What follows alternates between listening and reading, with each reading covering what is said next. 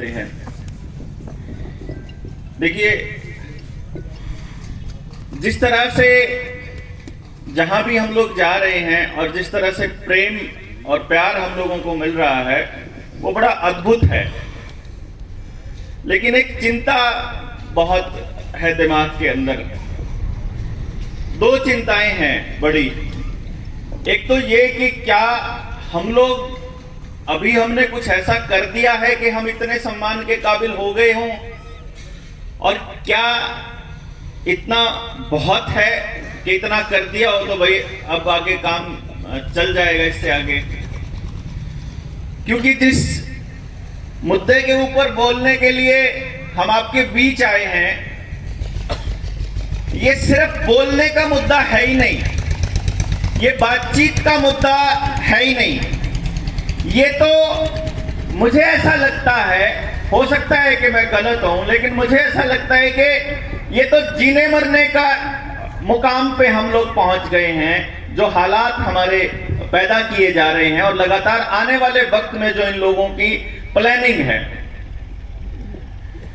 आपको धीरे धीरे समझ में आने लगेगा जो बातें हम कह रहे हैं। आज आप लोगों को मेरी बातें सिर्फ इसलिए समझ आ रही हैं कि जो आज हो रहा है वो मैं 2 साल पहले बोल चुका था। उस वक्त जब मैं बोलता था तो ये कहते थे कि नहीं यार ऐसे थोड़ी होता है, देश का प्रधानमंत्री है, मीडिया है, इतने डॉक्टर हैं, WHO है, इतनी एम्स है, इतने बड़े बड़े पढ़े लिखे लोग हैं, न्यू के सारे पगलाए हुए हैं। और फिर जब सारी चीजें सामने आई, अब समझ में आ रहा है लोगों को धीरे धीरे कि यार बात तो ठीक ही कहता था, गलत बात तो नहीं थी ये। अब जो मैं आपको बात बताने जाऊंगा, या जो बात बताऊंगा अभी बताने जा रहा हूं, ये वो बातें हैं जो आपको कोई भी नहीं बताएगा। और जिसने भी लोगों को ये बातें बताई हैं वो आदमी आने वाले वक्त में बोलने लायक ही नहीं रहा। या तो उसको किसी तरह से ब्लैकमेल करके चुप करवा दिया गया, या उसको कोई लालच देके बड़ा पद देके किसी बड़ी जगह पे बिठा दिया गया, या उसको अगर तब भी नहीं वो आदमी माना तो उसको रास्ते से हटा दिया गया। और मुझे अपनी चिंता नहीं है, मुझे चिंता इस बात की है कि पूरी बात समझे बिना अगर हम लोग इस दुनिया से चले गए, पूरी बात समझाए बिना, तो इन लोगों ने मीडिया के ऊपर जिस तरीके से कंट्रोल किया हुआ है, फिर कितने लोग आपको बताने के लिए आएंगे, ये बड़ी चिंता का विषय होगा। क्योंकि जो भी आदमी इस तरह की बातें आपको बताने चलेगा ना, वो आदमी को लोग, आसपास के लोग खुद ही कुचल डालेंगे, खुद ही। कारण क्या है? ये तो मेरी खुशकिस्मती थी, मैं ये कहूंगा एक तरह से, कि मेरे को इतना प्रचार मिल गया बाय चांस। अगर मान लीजिए बाय चांस उस दिन मेरे साथ में कर्मू नहीं होता, सोचो आप, और वो छोटी सी कोई वैसे वीडियो कोई बनाता मैं, और बना के वह वीडियो मेरे मोबाइल में ही पड़ी रहती, भाई अगर मैं गिरफ्तार होता तो मेरे मोबाइल में ही होती वह, तो लोगों तक वह बात पहुंचती ही नहीं। अब लोगों ने तो मेरे को बना दिया कि ये आदमी लड़ाई लड़ने लग रहा है देश में बचाने की।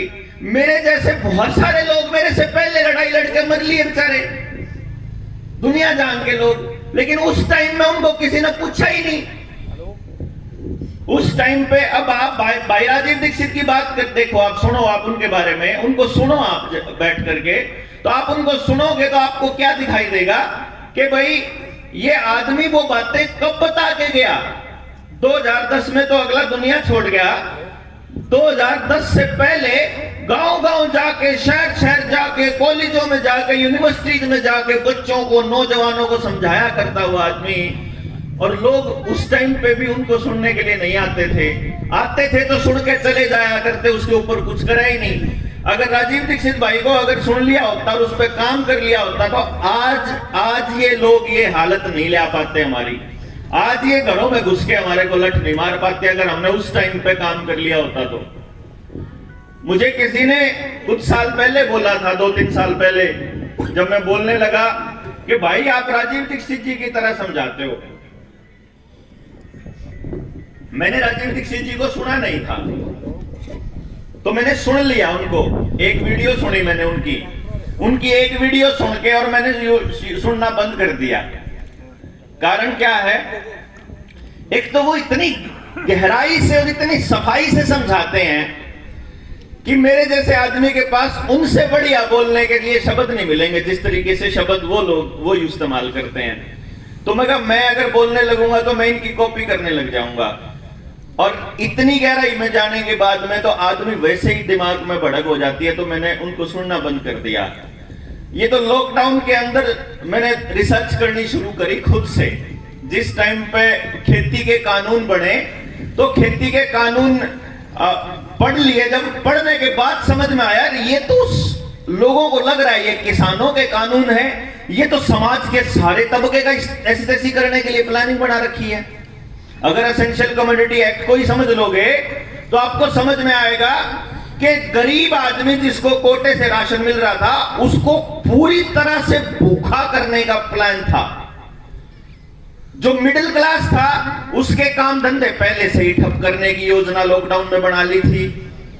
जो अमीर तबका था उससे सेटिंग होती है इन लोगों की, तो ये लोग वो धंधा शुरू कर देते हैं जिसका धंधा चलता है। तो जिसने इस बीमारी से जुड़े हुए धंधे किए वो अपना मौज कर रहे हैं। जो अपने काम धंधे में लगे हुए थे उनके चौपट हो गए। जिन बेचारों ने प्रधानमंत्री की बाता में आके देश के विकास के नाम पे लोन ले लिए थे, उनकी दुकान भी उल्टी जाली, उनके सामान भी खींच लिए, उल्टे कर्जदार हो रहे हैं, उन्हें गोली खाने का टाइम आ रहा है। खेती को काबू करने की प्लानिंग बनी तो सोचा कि भाई ये सिर्फ खेती वाला खेल तो नहीं है, क्योंकि चीजें जब आप गहराई में जाना शुरू करते हो तो आप गहराई के अंदर चलते ही चले जाते हो। मैं जिस टाइम पे प्रधानमंत्री का एक भाषण सुना मैंने कि हम 2022 तक किसानों की आमदनी दोगुनी कर देंगे, यही वाली बात बिल गेट्स ने 2016 में नीति आयोग की प्रोग्रेसिव फार्मिंग वाली जो मीटिंग थी उसके अंदर बोली थी। और अगर राज्यपाल साहब को सुनोगे, जो अक्टूबर 2019 में उन लोग उस अक्टूबर 2020 में शायद राज्यपाल साहब का एक इंटरव्यू है जिसमें उन्होंने एबीपी पे ये एक लोकल चैनल था सॉरी, उस पे ये बोला हुआ है कि 2017 के अंदर हमारी एक मीटिंग हुई दिल्ली में जिसमें ये प्रपोजल रखा गया बड़े कॉरपोरेट की मदद से कि हमको जमीन के बड़े चंक चाहिए, 1000-2000 एकड़ के, ये बड़ा चंक था और ऐसा प्रपोजल था। तो वो राज्यपाल साहब का इंटरव्यू सामने आ गया। भाई कॉरपोरेट की ये बात हो रही है 2017 में, बिल गेट्स आता है 2016 में, और बिल गेट्स को 2015 में जनवरी में भारत सरकार ने, नरेंद्र मोदी ने वो दिया था पद्म भूषण। अब पद्म भूषण जैसा भारत में मेरे ख्याल से बिल गेट्स ने कुछ करा भी नहीं था, लेकिन सरकार तो बनी थी मई में और पुरस्कार मिला जनवरी में। 6 महीने में पुरस्कार की प्रक्रिया चालू होगी।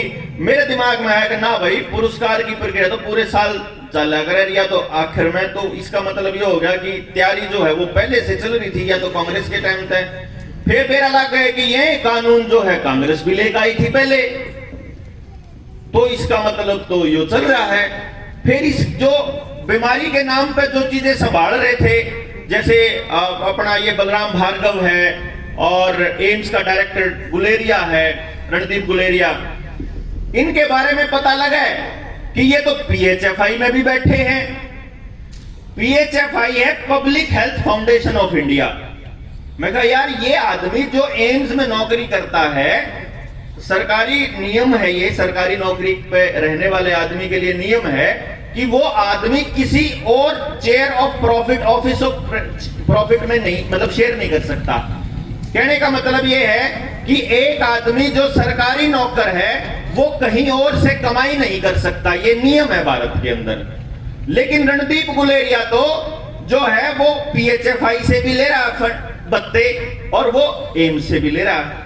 दो जगह से कैसे ले रहा है? इसका मतलब ये करप्शन चल रहा है और भारत सरकार ने ही चला रखा है। पीएचएफआई के बारे में गहराई से जाके देखें तो पता लगे कि पीएचएफआई को भारत में लाने वाली सोनिया गांधी थी और 2006 में लेकर आई थी, और फिर पता लगा कि पीएचएफआई भारत के अंदर रजिस्ट्रेशन है को नहीं, और फिर पता लगा कि पीएचएफआई का मालिक भी बिल गेट्स।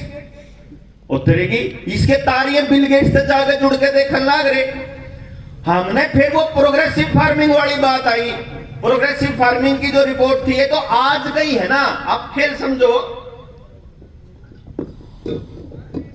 प्रधानमंत्री ने तो या आज कही है कि खेती के लिए ड्रोन्स आएंगे, या वाली बात 2016 वाली जो प्रोग्रेसिव फार्मिंग वाली रिपोर्ट है बिल गेट्स की, नीति आयोग की, उसमें ये बिल गेट्स पहले ही बोल चुका है कि हमने एक नई टेक्नोलॉजी डेवलप कर ली है जिसका नाम है blue river technology, seed and spray करके।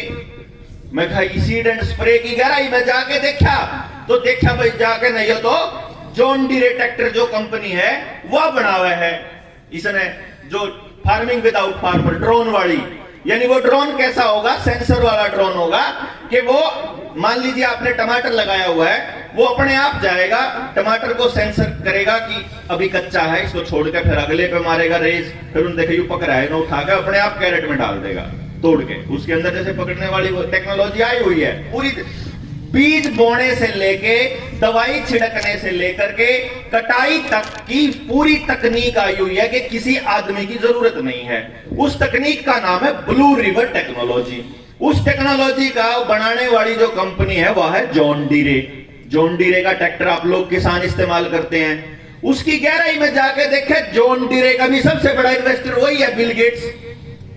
उत्तरे की यानी कि आप पीएचएफआई हेल्थ में चले जाओ, स्वास्थ्य में चले जाओ, आप खेती में आ जाओ, आप एजुकेशन में चले जाओ, आप एग्रीकल्चर में आ जाओ, आपको जहां नजर आ रहा है वही 3-4 चेहरे नजर आ रहे हैं। एक बिल गेट्स, एक रॉकफेलर, एक अपना रॉथस्चाइल्ड, एक एलन मस्क, और बाकी का यूनाइटेड नेशन में जो बंदे बैठे हैं, जो फॉर्च्यून 500 यानी कि दुनिया की 500 सबसे बड़ी जो कंपनियां हैं बट सबसे अमीर लोग हैं, वही बैठे मिलेंगे आपकी हर चीज में। चाहे आप जो बिस्कुट लेके आओ, पैकेट खरीद के लाओ घर है उसमें, चाहे आप रिफाइंड लेके आओ उसमें, तेल की बोतल लेके आओ दुकान से, जो भी पैकेट वाला सामान आने लग रहा है ना, बढ़िया पैकिंग वाला, उनका मालिक वो है। और बनाने में कीमत कितनी लाग गई है? आपके साथ क्या हो रहा है? जैसे साबुन का एग्जांपल ले लो, 1 रुपए का साबुन है वो आपको 35 रुपए 45 रुपए से मिलता है, 1 रुपया भी खर्चा नहीं आता। तो वो पैसा यानी इतना सा पैसा लगा के आपका इतना पैसा इकट्ठा करके वो बटोर बटोर के ले जाने लग रहे हैं। अपने को तो थोड़ा नजर आता है ना, हमें तो 50 रुपए नजर आते हैं, लेकिन अपने पूरे गांव का हिसाब जोड़ के देखोगे जब पता लगेगा कि रोज का कितना पैसा इन कंपनियों की जेब में जान लग रहा है। ये समझ में आने में पता नहीं कितना टाइम लग जाता अगर ये लॉकडाउन नहीं होता। मैं सही बताऊं, ये लॉकडाउन नहीं होता तो हमारे दौरे भी फुर्सत कौन थी किसी के बारे में सोचने की, और किसे दौरे कौन थी। और जब सोच लिया तो समझ में आ गया। हमने ये उम्मीद थी कि भाई हमारे जो किसान नेता हैं वह समझ लेंगे, क्योंकि इसकी जब गहराई में गए ना, इसमें गर्म है, तो जब हम इसकी गहराई में गए तो हमें यह लगा कि जो लोग पहले से लड़ाई लड़ रहे हैं उन लोगों को समझाना पड़ेगा ताकि वो आगे लोगों को समझा सकें कि भाई आप अपनी पीढ़ियों को इस तरह से बचा सकते हो। तो गए हम अपने किसान नेताओं के पास, मैंने नहीं कोई छोटा ना, राकेश टिकैत से लेकर अपने लोकल लीडर्स तक, चाहे कोई मेरे गांव में भी आया ना किसानी का वो लेन में, तभी क्या कहता भाई न्यू कर लो भाई। आज के टाइम में राकेश टिकैत जी का नाम तो न्यू लिया, सब तो बड़ा नेता है, किसानों का मानना जाता है कि नहीं, वो तो राम जाने है भाई। उनको समझाया, उग्राहा को भी समझाया क्योंकि उनके पास सबसे बड़ा संगठन था जोगिंदर उग्राहा जी को, फिर जी बलदेव सिरसा जी को भी समझाया, मंजीत राय जी को भी समझाया, बलदेव सिरसा जी को समझ में आ गया था। उन्होंने मेरे को ये बोला भी था कि आप वहां आओ मीटिंग में और आप पूरी की पूरी प्रेजेंटेशन दो। जब पूरी प्रेजेंटेशन देवे तो 2 घंटे सुनने का किसी दौरा टाइम ही नहीं भाई। मैं तो रवि को नहीं, अगर कोई मन सुना ला के कोई बड़ी बात में भी को 5 मिनट में समझा दो। 5 मिनट में इतना बड़ा षड्यंत्र कैसे समझा दूं कि तुम्हारे खेती के कानून ऐसे लेके आए। भला हमने पता है WTO ने ले रखा है। अरे WTO तो एक छोटा अंश है। फिर पता लगता है कि भाई नहीं, यहां से बात नहीं बनेगी। तो 26 जनवरी वाले वाक्य के बाद फिर हमने घर गांव जाना स्टार्ट कर दिया। आपने अगर खेती के उसमें एग्रीकल्चर पहले वाले अगर मेरी वीडियोस देखी हो तो हम तो पहले दिन से जा के गांव में समझा रहे। अब समझ में नहीं आ रहा था किसी को भी, ये तो भला हो इस लॉकडाउन का, और जो लोगों को साइड इफेक्ट आने लगे हैं उसका, और जो सरकार ने धक्का करा उसका, कि भाई लोग अपने आप उठ के बात करने लग गए। लेकिन सरकार भी बड़ी शानी है, उसने देख लिया कि लोग मानने को नहीं थारी। स्कूल भी आपको धक्के तक खोल रहे, कॉलेज भी धक्के तक खोल रहे, ना कोई मुंह ढकता ना कोई। तो ईबिया वाली पाबंदी तो बंद कर दी, लेकिन अफसरों को जबरदस्ती अंदर ही अंदर खाते चालू कर रखा है। हरियाणा सरकार का आदेश आ गया कि सारी पाबंदियां हटा रहे हैं। लेकिन कमाल की बात यह है कि 24 तारीख की, 24 तो कल ही थी, है ना, कल थी 24 तारीख। कल का मैंने अभी ट्विटर के ऊपर ट्वीट देखा DC गुड़गांव का, कि उस आदमी ने यह कह रखा कि हमारे गुड़गांव के अंदर टीका लगवाना कंपलसरी है, मैंडेटरी है। मतलब इतनी ओपन धक्काशाही। कारण क्या है कि गुड़गांव के आदमी के पास हमारी तरह, आपकी तरह और हमारी तरह बैठ के चर्चा करने का टाइम नहीं है। वो तो सवेरे निकलता है, फिर नौकरी करता है, किस्त का जुगाड़ करके लाता है और शाम को आ जाता है। ना उस पर ज्यादा रिसर्च करने का टाइम, ना उस पर वीडियोस देखने का टाइम, ना उस पर इन चीजों के ऊपर न्यू सोचने का टाइम। रे तेरे बालक के ऊपर जाति होने लग रही, गलत होने लग रहा, तू कम से कम इन सरकारों के खिलाफ बोल तो ले। फिर उसको यह समझा रखा कि ना सरकार बहुत ताकतवर चीज होती है, सरकार के खिलाफ नहीं बोला करते। फिर इस चक्कर में जो है वो चुपचाप अपना रहता है और कुछ बोलता नहीं। मार दो फोन आओगा, बोला जी गुड़गांव में न्यू हो रहा है, गुड़गांव में हमारी मैडम न्यू कह रही है, स्कूल की मैडम न्यू कह रही है। तो भाई कर दो सरेंडर, अपने बालक ने सौंप दो। ये देखने की बड़ी बात होगी कि तुम अपने बच्चों के लिए अपनी जान की बाजी लगाते हो, या एक छोटी सी डिग्री के लिए, कागज के टुकड़े के लिए, एक पेपर के लिए अपनी औलाद की जान को जोखिम में डाल देते हो। ये तो तुम्हारे ऊपर है, हमारे ऊपर ही तो है। अपन तो कह दिया भाई कि भाई पा नहीं पाओगी खोए में, अगर से धक्का कर दिया हमारे बालक की गेल। आमनी लुवान दे कोई सा भी, आमनी टेटनस का भी लुवान दे, आमनी बुखार का भी लुवान दे, के तो उसमें गाल की दे दें जो कुछ दिन लग रहे हैं। और बेरा लाके कि जो अब तक होया है, जितने भी आज तक बच्चों को बचपन से लग रहे हैं, उसके नतीजे क्या निकले हैं, ये तो देखने वाली बात होगी। बीमारी बढ़ी है या कम हुई है? भाई IVF सेंटर बढ़े हैं, कम हुए? शुगर के मरीज बढ़े कि कम हुए? किडनी के मरीज या फिर जो कैंसर के मरीज, या फिर ये चीजें कम हुई या ज्यादा? अगर इसकी गहराई में जाओगे तो पता लगेगा कि ये तो बढ़ी है। इतने अस्पताल होने के बावजूद अगर बीमारियां बढ़ रही हैं तो इसका मतलब कुछ ना कुछ गड़बड़ है।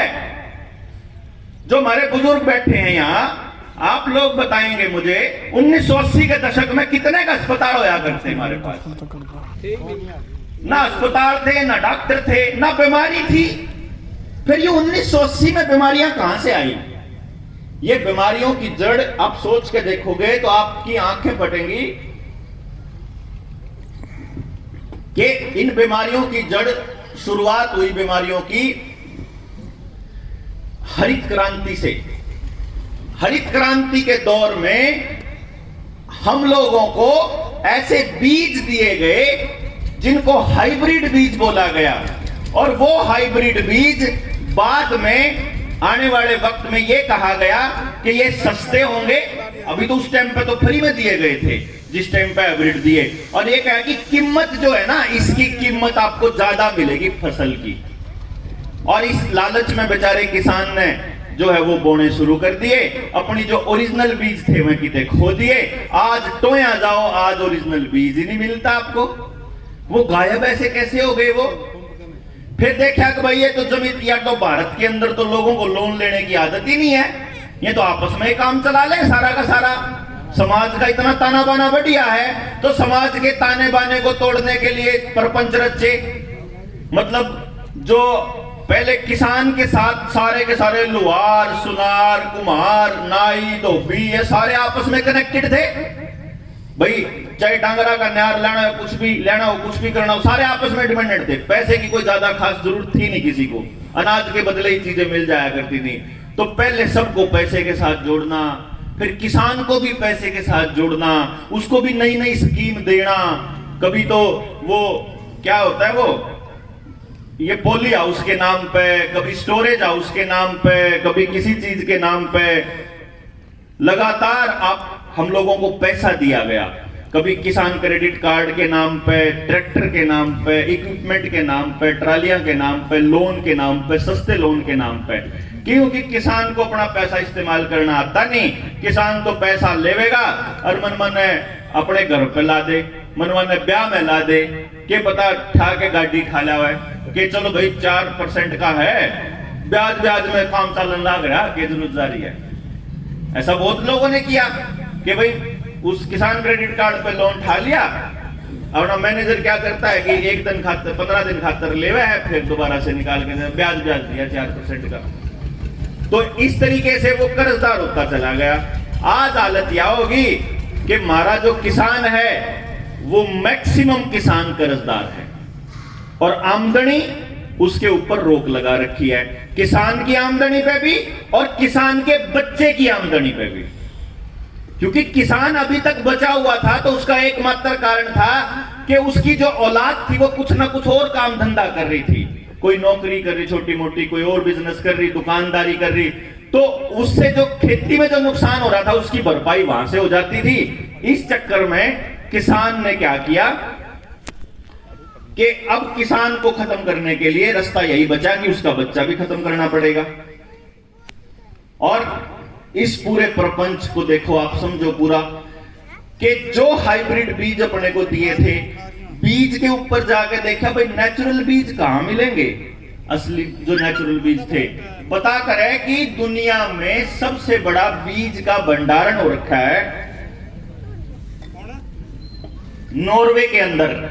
नॉर्वे में उसका नाम है Svalbard seed vault. Svalbard seed vault. और आपको जानकर हैरानी होगी कि स्वालबार्ड सीड वॉल्ट का भी सबसे बड़ा इन्वेस्टर वही बिल गेट्स। और फिर पता लगता है कि जो WHO के अंदर जितने भी टीके लगाए जाते हैं, जितनी भी पहले चाहे पोलियो ड्रॉप की बात हो, चाहे उससे पहले के टीके की बात हो, दुनिया भर के अंदर जितने टीके लगाए जाते हैं उन सारे के सारे वैक्सीनेशन का इन्वेस्टर जो है, सबसे बड़ा इन्वेस्टर वही बिल गेट्स। और जो आज इस बीमारी का आपको टीका लग रहा है, इसका पेटेंट भी बिल गेट्स के नाम पे।